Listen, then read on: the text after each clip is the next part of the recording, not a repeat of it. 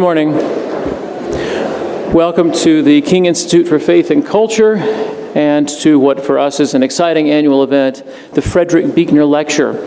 Generously supported by the Frederick Buechner Center, this honors the work of an American theologian, novelist, writer of memoir and sermons, Frederick Buechner. Buechner's influence has been felt throughout American Christianity, and at King, particularly, many of us have been influenced by his work. And it's appropriate that we bring in somebody else who has also influenced a lot of our work today, in James K.A. Smith. Let me give a couple of details about Jamie, and then I'll tell you a little bit about the way the day is going to take shape, and then I'll turn it over to him. Jamie grew up in Canada, and after attending Bible college and doing a master's in Toronto, went on to do his PhD at Fordham University. That's right. I was really close. This is when you think your memory is not going to fail you, and it turns out that you are actually aging. He did his PhD at Villanova University and proceeded to teach, has been teaching for many, many years at Calvin College in Grand Rapids, Michigan. He's the author of a number of books, many of which have had an impact on those of us who teach here at King. Indeed, he did a week-long, or a 3-day-long seminar with a number of us in Montreat, North Carolina, several years ago, at which we read through 2 of his books, Desiring the Kingdom and Imagining the Kingdom. We had small group discussions about those in advance, and with that time with Jamie, the way that we thought about teaching was greatly affected. Whether you know it or not, the way a lot of us will teach in our classrooms here is an attempt to take on some of the lessons we learned from Jamie at that particular retreat. His other publications range broadly. There's a sense of a Jamie Smith project, which I'm going to talk about a little bit later this afternoon. His most recent book takes a lot of that project and it focuses it on one person, Saint Augustine of Hippo, and that's going to be our subject today. As we look at a theme that is based on art and saints, there are few people better to look at than Saint Augustine of Hippo, and there are few people better to guide us through it than James K.A. Smith. A couple of notes about today. After this lecture, we will not have time for question and answer, but we will have a coffee reception afterward. And if you want to spend some time with Jamie, come over to the Tadlock House, and we'll have plenty of time there. If you're able, stay for lunch. We'll probably head to lunch about 11:15, 11:20, and anybody who'd like to join us and have a chance to chat with him a bit more is very welcome to that. This afternoon at 4:30, I'll do an on-stage interview with Jamie at First Presbyterian Church. After that, we'll have a reception at First Presbyterian, followed by the evening lecture at 7 o'clock. So you're very welcome to all these events. I hope you can make many of them. We're glad you're here, and please join me in welcoming Jamie Smith.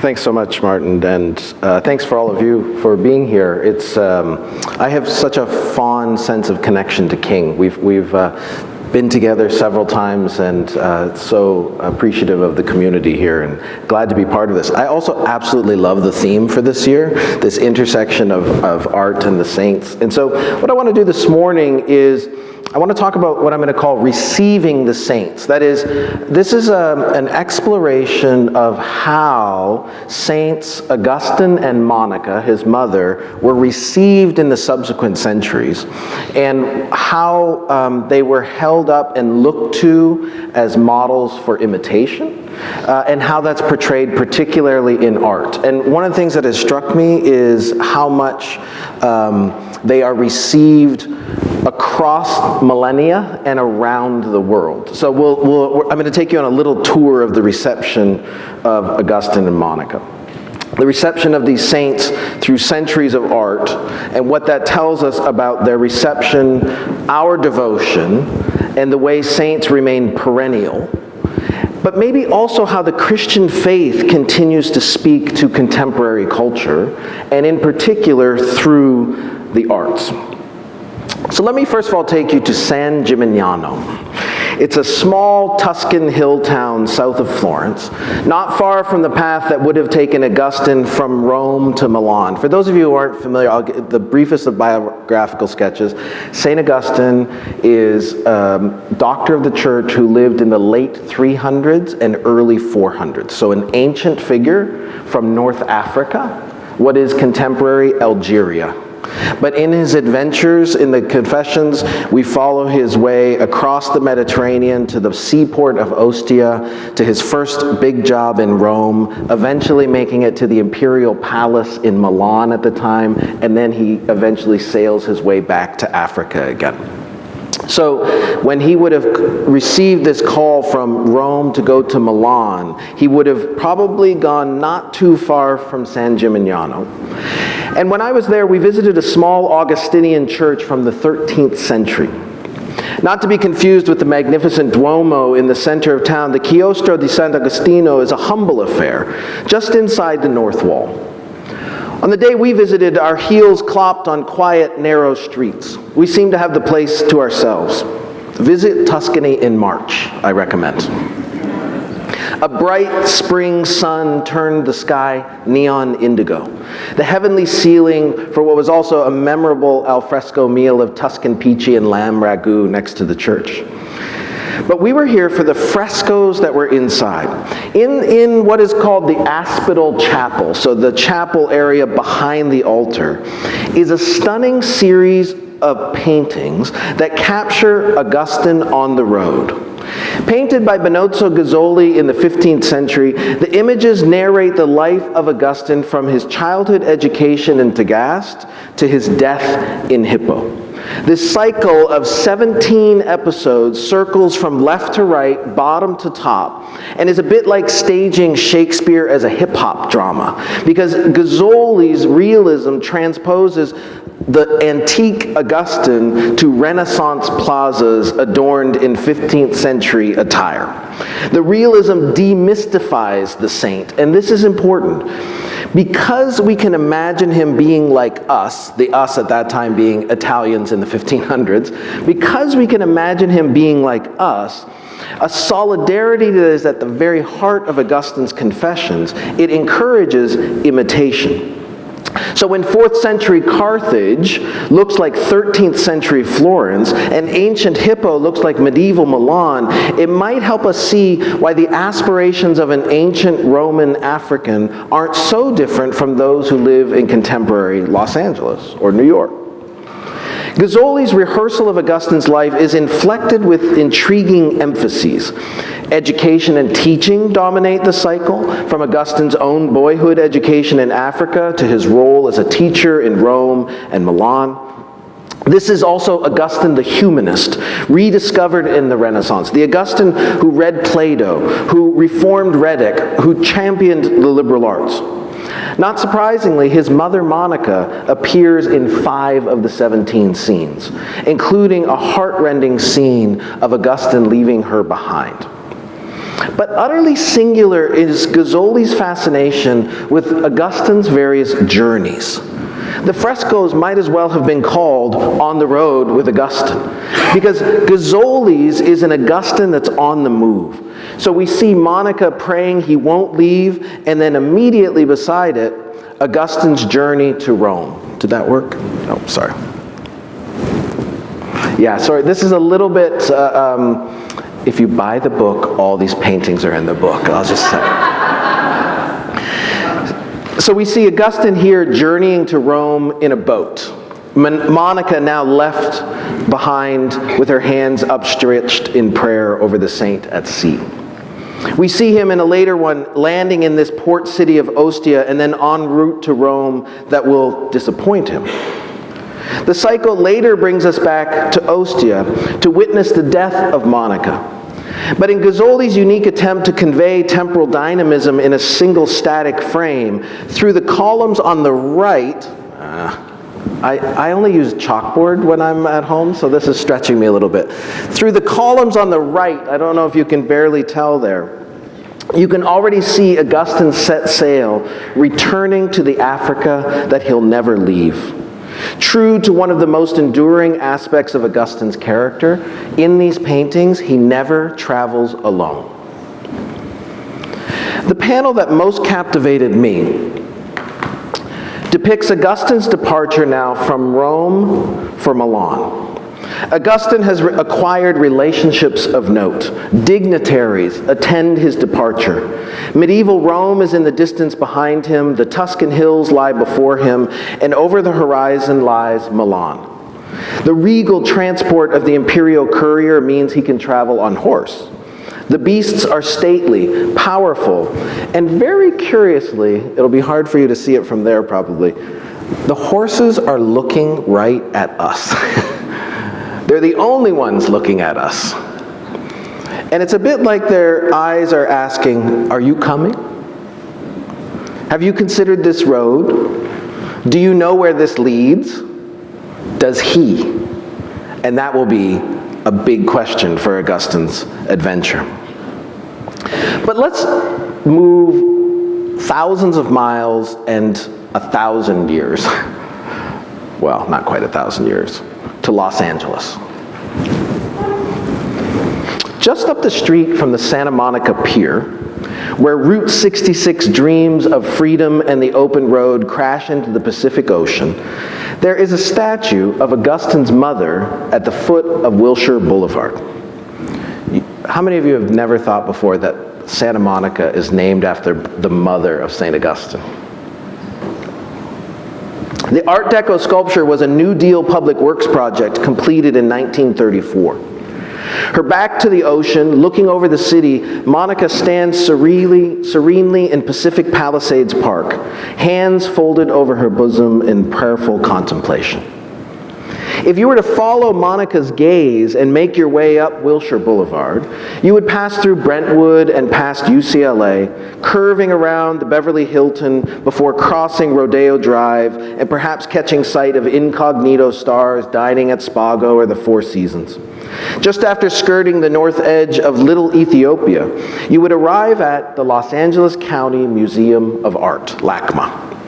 There, amid mid-century modern design and all kinds of contemporary transgression, you will there find an iconic image of Monica's son. Her son has aged, but his eyes remain bright, hungry, illuminated by the light of truth, his heart aflame with love. In his right hand is a quill, the tool of this verbose doctor of the church who penned volumes. We find him in the place where in many ways he's most at home, his study. Surrounded by his library, books open all around him, except for, if you notice on the bottom, there are some books by Celestius, Pelagius, and Julian, on which he stomps with blue suede shoes, let it be noted. These are the heretics that Augustine had to put down. One imagines Augustine would be somewhat uncomfortable in the gilded vestments that Champagne has cloaked him with, and his face looks more Northern European than North African. His face is turned toward the Word, looking expectantly for revelation. But situated here on Wilshire Boulevard in the City of Angels, it almost seems like he's looking back towards Santa Monica, to his mother on the coast, a New World Ostia. We visit LACMA every year that we spend time in Los Angeles. And every time I make a pilgrimage to Champagne's Augustine as an exercise in cultural vertigo. See, LACMA is a place you go not only to see, but to be seen. In fact, I don't know how many of you have ever visited, but out front of LACMA is a famous installation piece called Urban Forest, or Urban Light. And it's really this forest of street lamps in density, and it's the perfect Instagram backdrop place. Outside of LACMA in the open plaza is Ray's and Stark Bar on the museum's plaza. It's a very hip space for sipping $15 cocktails, or so I've heard. And the museum is really a place where the stars turn out.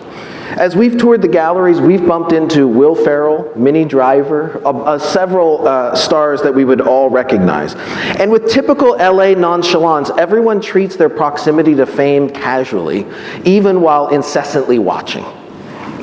To visit LACMA is to make a secular pilgrimage where being seen, seeing art, is like an Escher illusion of devotion. And then you run into Augustine. Ancient, devout, looking past you, beyond you, oblivious to your stare. He's so anachronistic, he could be avant-garde. You think Beyonce doesn't want a cape like that? And his presence here in Los Angeles, I think, is a fascinating opening for conversation. Indeed, I've sometimes wondered if there isn't a tacit conversation happening in the gallery itself. Because if you make your way out of the Thomas V. Jones gallery that is home to Augustine, wander past works by Monet and Pissarro and Cézanne, spanning continents and centuries, you will, in the opposite corner of the Amundsen building, encounter Ferdinand Hodler's 1892 painting, The Disillusioned One. He is a study in contrast. Wearing simple, black, monkish robes, sitting on an unadorned bench amid a barren landscape, here is the priest on the leeward side of modernity's disenchantment. There is no chorus of witnesses, no communion of saints on his shoulders, not even books to occupy him, and he certainly has no blue suede shoes. The loneliness and isolation are palpable in the palette and setting. His gaze is downcast, hands folded from a habit of prayer, but he's not pleading. His eyes have the glaze of dejection. Does Augustine have anything to say to him? Or is Augustine safely benighted in his ancient world, railing against a paganism denied those of us who endured the disenchantment of modernity? I think we live between Augustine and the disillusioned one, except that Augustine was a disillusioned one. Maybe there's new light to be found by looking back. In fact, Champagne's Augustine, now at home in Los Angeles, was the fruit of what I would call one of Augustine's first posthumous journeys to France, in connection with a renaissance of interest in his work in the 1600s, primarily associated with Port Royal and figures like Blaise Pascal and Arnauld. Augustine also made a dent in the thinking of René Descartes, who would so influence subsequent questions and conversations in modern philosophy. In many ways, modernity is Augustinian, and Augustine has continued to arrive on the shores of contemporary thought, shaping us in invisible ways. But in the time I have remaining, I want to give all attention to Monica. Oh, I forgot an image. That's okay. Buy the book. The cult of Saint Monica, the community of devotion to Saint Monica, is as wide as the world, found wherever there are weeping mothers. Indeed, if you roam around Italy with your eyes peeled looking for Augustine's legacy, this is what I did for 3 weeks in 2017. We tried to trace Augustine's steps through Italy, and we were sort of kept looking for Augustine's influence and reception throughout the subsequent centuries, and all that kept happening is we kept running into Monica. She represents the yearning of mothers everywhere, weeping over their children, hoping, praying, tenacious in their fierce love that the children confuse with control. It took a pilgrimage to Rome for me to finally grasp this. And watching Deanna, my wife, and the mother of our 4 children encounter Monica. At Deanna's suggestion, we wound our way from the splendor of the Pantheon in Rome through a maze of narrow side streets in search of the Basilica di Sant'Agostino. A busker was in the piazza and was strumming Your Own Personal Jesus. I'm not kidding, this really happened in Italy. While a gaggle of young boys were playing with a beat-up soccer ball in the square. The church itself didn't seem worthy to house what was inside. The travertine facade felt fortress-like, with pockmarks in the stone that were reminiscent of bullet holes. Cardboard boxes littered the entrance. Someone was curled up under a soiled blanket on the stairs. We creak our way tentatively inside. The back of the church is dark and silent, but a cacophony of marble almost overwhelms in the way. The humble, beaten-down exterior explodes in pinks, persimmons, and gold when we pass through the diminutive door. A crossing ray of light feels suspended in the upper reaches of the transept. We make our way past a few scattered worshipers in prayer and begin to wander independently. I'm struck by the chapel of St. Joseph, in which Joseph is hidden in darkness, a father who seems not present. Noting the columns astride the altar to the left, I'm heartened to see that Augustine is paired with his lifelong friend, Alypius. And across from them are Simplicianus and Ambrose. Turning, though, I stop, and I'm caught by surprise, because at the chapel to the left, Deanna is weeping, and I don't know how to read these tears. As I inch closer, I realize that she's found what she came looking for. It's Monica's tomb. On the outer wall is the original sarcophagus that held her remains in Ostia, transferred to this location in Rome in 1430. The relics of Monica now lie under the altar. The vault of the chapel, its ceiling, is a series of frescoes by Ricci recounting Monica's life, culminating in her ecstatic vision with the son of her tears in Ostia just a few days before she died. What has moved Deanna is a small prayer card. On one side is a detail of this fresco. Monica with hands raised in prayer and adoration. On the other side is a prayer that, even in its clunky English translation, is like a prayer that so many mothers know by heart. And I want to read that prayer in its clunky English translation. God, Holy Father, mercy for those who trust in you. You granted your servant Monica the invaluable gift for reconciling the souls with you and one another. With her life, her prayers, and her tears, she took her husband Patrick and her son Augustine to you. In her we praise your gifts. By her intercession, give us your grace. O Saint Monica, who spiritually nourished your children, giving them birth so many times, as you saw them becoming estranged from God, pray for our families, for young people, and for those who can't find the path of sanctity. Obtain for us the fidelity to God, the perseverance in longing for heaven, and the capacity to lead to the Lord those he puts under our care. Amen. In this hushed space, witnessing this encounter, I realized something I hadn't appreciated before, and probably can't ever fully understand. A solidarity that spans centuries, a sympathy that transcends geography, this bond between Monica and mothers who weep and pray and chase their children, misunderstood, unappreciated, resisted, resented. And yet none of that resentment could stop them.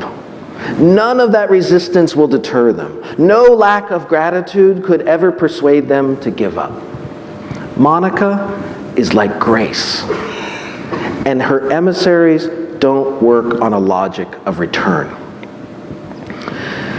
For all the caricatures of mothers we're trying to escape, for those of you who don't know, Augustine literally lied to his mother and sailed away in the dark to try to get away from her when he was a young man.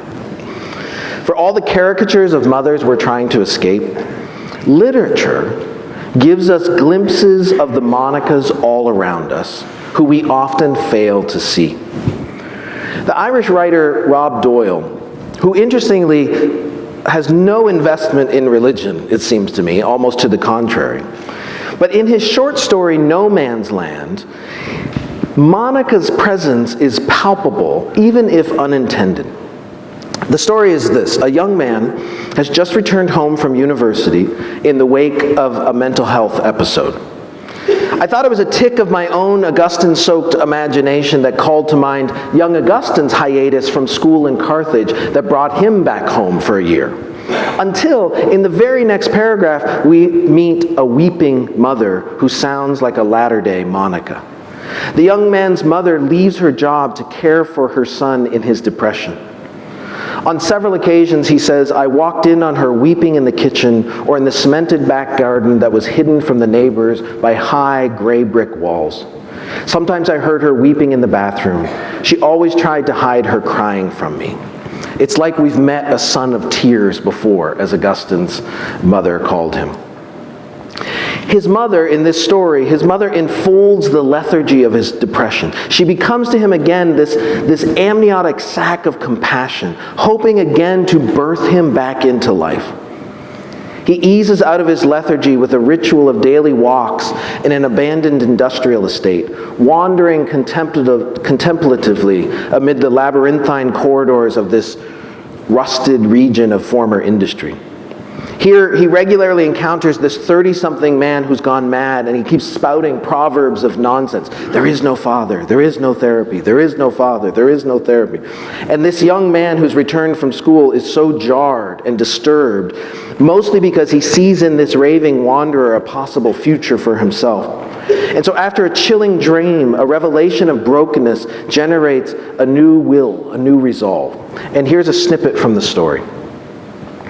I woke up sobbing, drenching the pillow with tears that streamed out of me like never before or since, pierced with a desolation I knew to be incurable, a condition I would carry with me forever.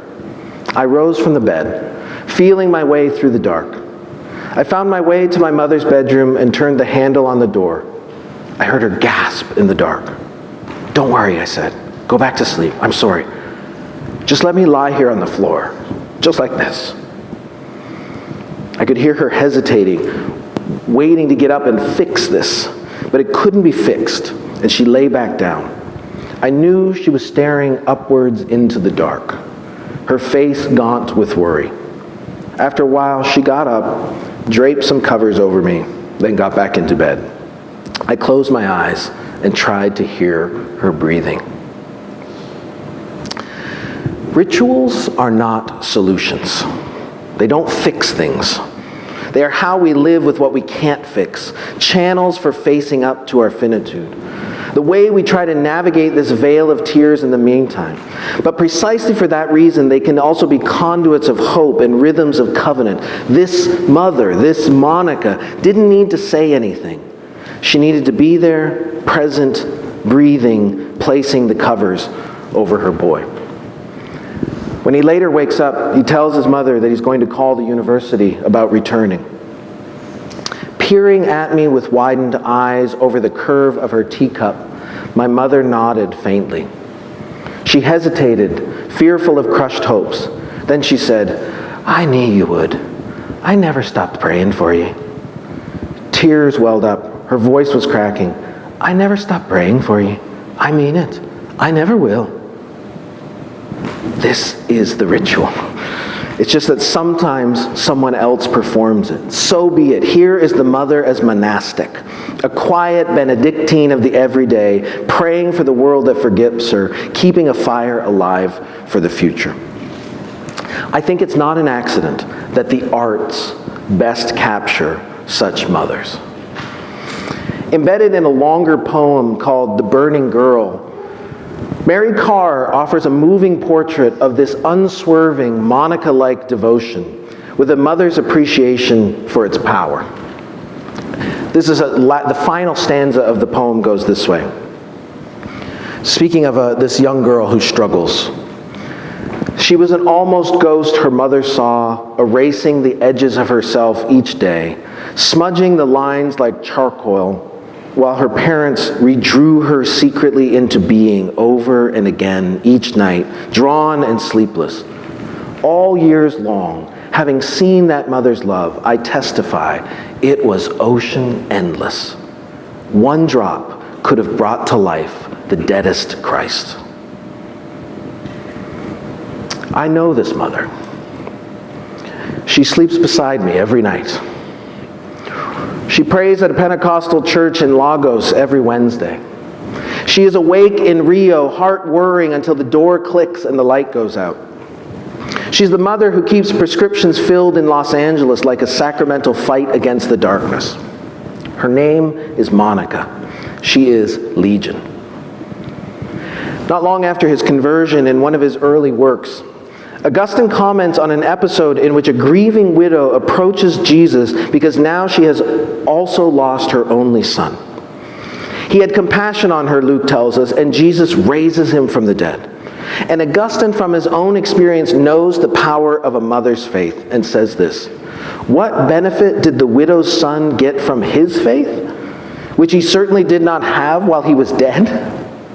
Yet his mother's faith was so beneficial to him that he was restored to life. Such mothers are like sacramental echoes of the unfailing love of God. The shepherd who goes looking for lost sheep. The father who welcomes prodigals at the end of the lane because he's already been out there looking for them. Such mothers are preambles to grace, a grace before grace, a natal, primal grace.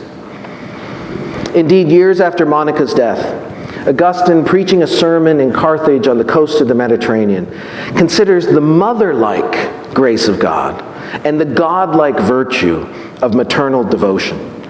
He's meditating on Jesus' promise to gather the chicks of Jerusalem under his wings, like a hen that is weakened with her babies, as his Latin Vulgate puts it, like a hen that is weakened with her babies. He is struck by the power of maternal weakness, the saving power of the one who humbled himself, a power that mothers exhibit every day. This, Augustine says, is maternal love, expressing itself as weakness. All this is the mark of a mother's weakness, not of lost majesty. The mother, in other words here, is an icon of the incarnation, that central mystery of the faith in which the God of the universe would humble himself, become human, and take on our sin and brokenness. But of course, that's power. That kind of power is often despised in a world that can only imagine power as domination. In a patriarchal world, let's be honest, where power is confused with testosterone-laden bravado. But Augustine is reminding us of that uniquely maternal power of God, echoed in the sacrifices that mothers make every day, the weakness of God that Paul says is stronger than men. This prayer card now hangs on the wall on Deanna's side of the bed, its own relic of our encounter at Monica's tomb. When I look across the bed, these two mothers are one. I see two Monicas, two dogged lovers of their children, steadfast. And on those mornings when tears spring from Deanna's eyes closed in prayer, broken-hearted but hoping, anxious but trusting, I commend her to Monica and to the grace of God, who from stones can raise up sons and daughters of Abraham. Thanks very much.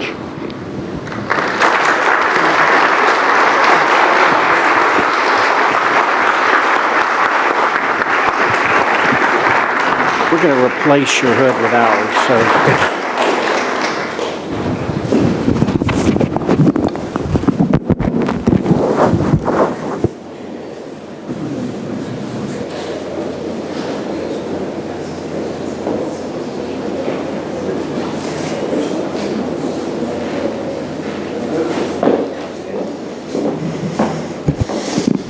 Good morning.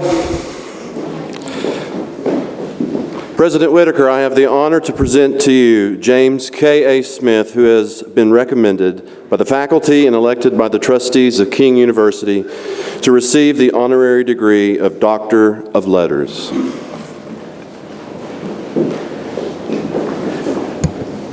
James K.A. Smith, by the authority of the state of Tennessee, vested in the trustees of King University and by them delegated to me, I now confer upon you the degree of Doctor of Letters, honoris causa, with all the rights, privileges, and honors thereto pertaining.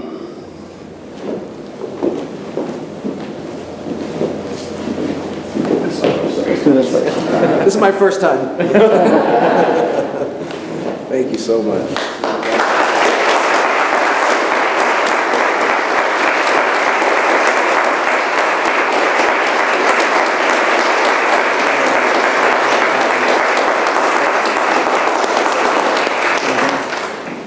Let me just say what an incredible honor and how humbling it is to receive this gift from King University, a school in which I have always imagined as a community of humane letters. And so it is such a treat for me to carry this with me and be an ambassador of your community here. Thank you so much. Thank you.